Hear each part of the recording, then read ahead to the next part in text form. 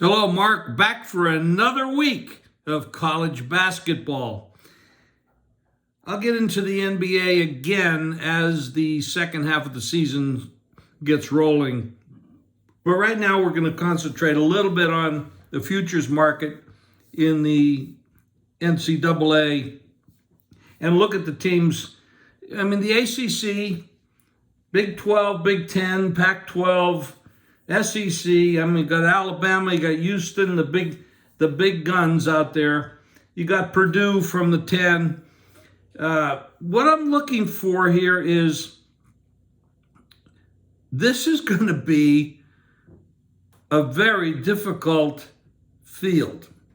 There is no team, in my opinion, that is just head and shoulders above everybody else. Yes, you have Houston. You have Purdue, you got Alabama, you got UCLA, Kansas. But here's what I'm going to look for. Obviously, if I make any future bets, I'm going to look for some prices. And that's important. Now, when you talk about prices, you got to look at where you're going to get the dark horse from. We all know the Big 12 is the league everybody says is the best league. But the Big East, they're not so bad. You got the Creightons and Marquettes, the Xaviers. No, we don't have Villanova anymore right now. Jay Wright left. They're not what they used to be. But you've got teams, and if they have good, strong guard play, then you can have somebody that can really upset the apple cart here. Now, granted, I've seen Houston play a number of times. I've seen Memphis play a number of times. Purdue, I like Purdue. The big guy is incredible, but I don't like their guard play that much. I don't think they're going to go that far. So I would not be putting any money. Of course, I wouldn't be putting any money on them anyway. They're 8-1 at one of the books. I mean, there's lots of prices out there you can shop for. And I'm not going to bet these short prices. Houston at 7-1, Alabama 8-1, Purdue 8-1, UCLA 12-1. These are short prices to me. Where are you going to get, let's say you look at a Creighton who started the season off red hot, then went into just losing everything by short numbers. Yeah, you got Tennessee that matches up pretty well at times.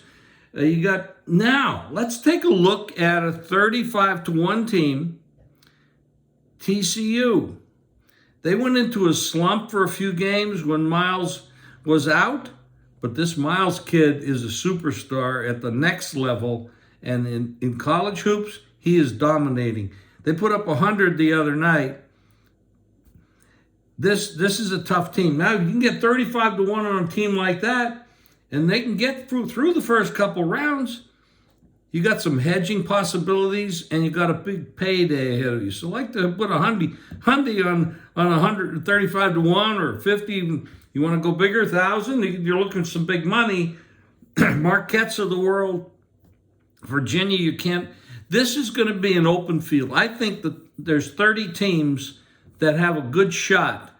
30, that's right, 30. But you're going to have the top 4 seeds, so the number one draws, they get less games, they get a better situation, big advantage. Yes, they should be favored. They've had better seasons than the others. But look at these guys. I mean, you get an Arizona at 16-1, Kansas at 14-1. Kansas at 14-1, TCU 35-1 is ridiculous. There's not that much separation.